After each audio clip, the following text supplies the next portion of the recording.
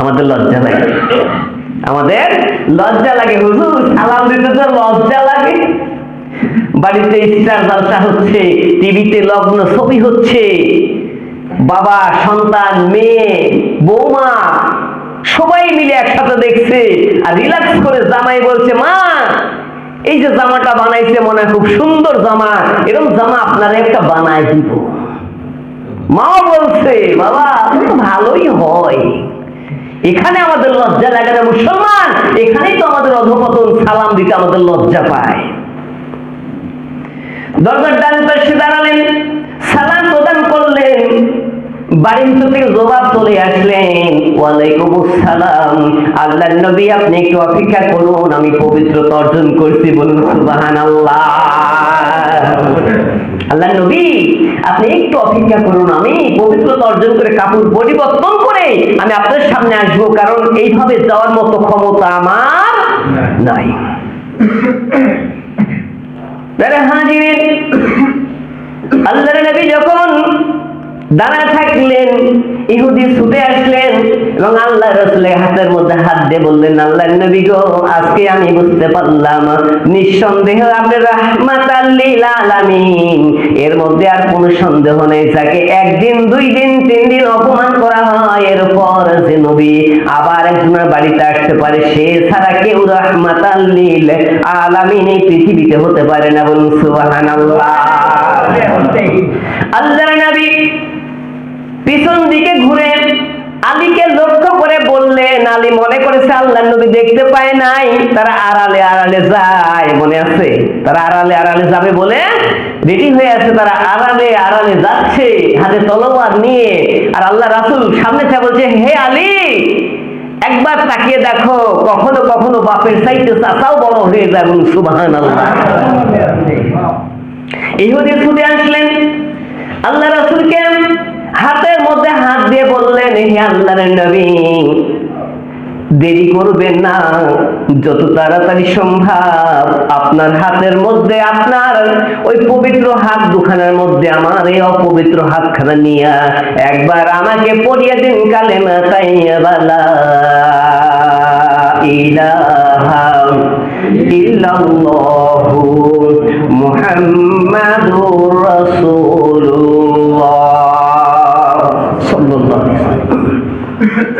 তিনি হচ্ছে আমার আপনার বিশ্বজাহানের নবী, সাইয়্যিদুল মুরসালিন, দুল আলামিনা, আহমদ মুস্তাফা, মুহাম্মদ মুস্তাফা, সবাই বলি সাল্লাল্লাহু আলাইহি ওয়াসাল্লাম।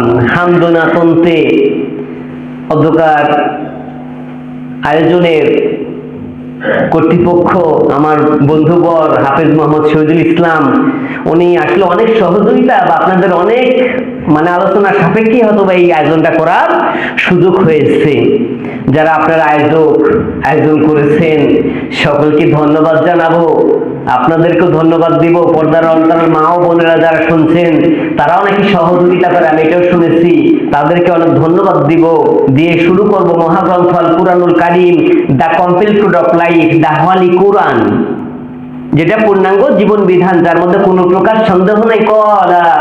ক্বালা আল্লাহু তাআলা লা ওয়াকাজ্জাবু বিআয়াতিনা কিযাবা, যে আমার এই নিঃসন্দেহমূলক এই কিতাবকে কেউ মিথ্যা প্রতিপন্ন করো না, যার মধ্যে কোনো প্রকার সন্দেহ নাই। যা আলিকাল কিতাব, মহাগ্রন্থ আল কুরআনুল কারীম এট ফার্স্ট চ্যালেঞ্জ করে দিয়েছে যে আমি এমন একটি কিতাব, এমন একটি গ্রন্থ যার মধ্যে কোনো প্রকার সন্দেহের অবকাশ আছে নাকি? কারো মনে সংশয় আছে? যদি থেকে থাকে, ক্বালা আল্লাহু তাআলা লা ওয়াকাজ্জাব বিআয়াতিনা কিযাবা উলাইকা আসহাবুন নার হুম ফিহা খালিদুন। যদি কেউ মিথ্যা প্রতিপন্ন করে থাকে, কেউ অস্বীকার করে থাকে, কেউ সন্দেহ পোষণ করে থাকে, আল্লাহ রাব্বুল আলামিন বলেন নিঃসন্দেহ ওই ব্যক্তি কি মিথ্যাবাদী, আর মিথ্যাবাদীর জায়গা হচ্ছে জাহান্নামের সর্বনিম্ন স্তর। মহাগ্রন্থ আল কুরআনুল কারীম সূরা আনআম, সূরা আনআম, এই সূরাটা আল্লাহ রাসূলের মাক্কি জীবনে নাযিল হয়েছে। এই সূরাতে আয়াত সংখ্যা আছে 165টি, 165টি। এর রুকু সংখ্যা হচ্ছে 20। একটু জেনে নিই মাক্কি এবং মাদানী এই দুইটা সূরার সম্পর্কে, তারপর আলোচনা আসে। আপনাদের কষ্ট হবে কি? বিস্তারিত জানার দরকার আছে তো নাকি? অনেক তাফসীর শুনেছেন, অনেক আলোচনাই শুনেছেন। আমি ছোট মানুষের আগে আপনাদেরকে অনেক আলোচনা শুনিয়েছি। আজকে যেহেতু দূর থেকে একটু কষ্ট করে এসেছি, কিছু না কিছু আপনাদেরকে তো উপহার দিতে হবে, কিছু হলে তো উপহার দিতে হবে।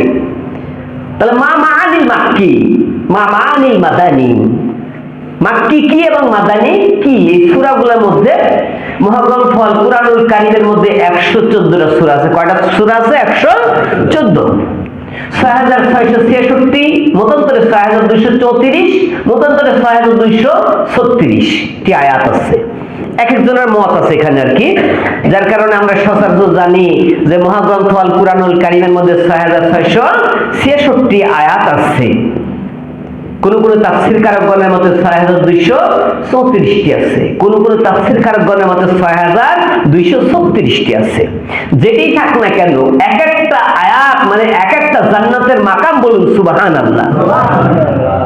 তাহলে 6666টি আয়াত আছে, 558টি রুকু আছে, আর 14টি সিজদা আছে। 7টি মঞ্জিলে বিভক্ত এই মহাগ্রন্থ আল কুরআনুল কারীম, যেটা মানব জীবনের জন্য যদি কেউ একবার হাতে তুলে নেয় আর বুকের সঙ্গে জোরে ধরে, আল্লাহ পাক রব্বুল আলামিন বলে যে ওই ব্যক্তির জীবন ধন্য হয়ে যায়, বলুন সুবহানাল্লাহ।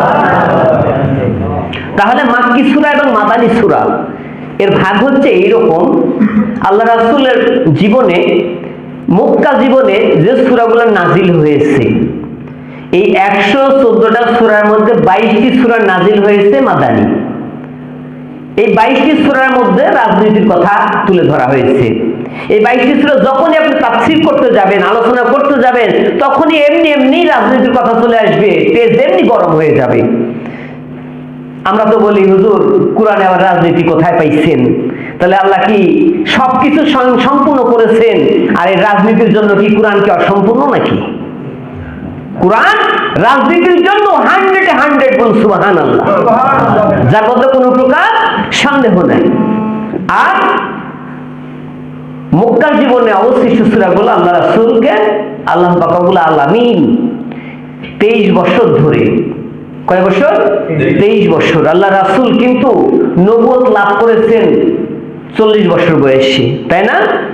তার আগে কি তিনি কোরআন পেয়েছিলেন? না, তার আগে কোরআন পান নাই।